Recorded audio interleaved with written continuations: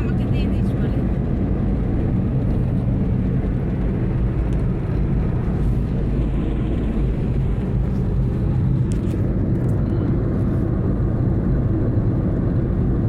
Donald Trump বলছে যে তেহরানকে খালি করো, সাধারণ লোককে খালি করো, আমরা দম করো। খোমেনি বলছে যে মিস্টার ডোনাল্ড ট্রাম্প, আমরা কারা জানতে হলে ইতিহাস পড়ো, কারবালার ইতিহাস পড়ো, জানি আমরা শুরু।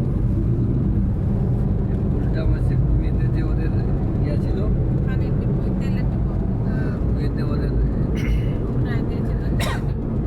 ট্রাম্পের ঘাঁটি, ওই ঘাঁটি ভাঙিয়ে দিয়েছে কুয়েত দিকে। আমার দেশে তো কোনো ঘাঁটি নেই।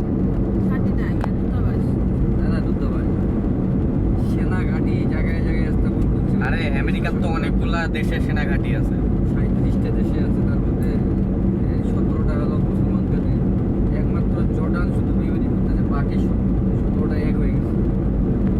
জর্ডান প্রতিবেদকের প্যালেস্টাইন পাঠ্যক্রম।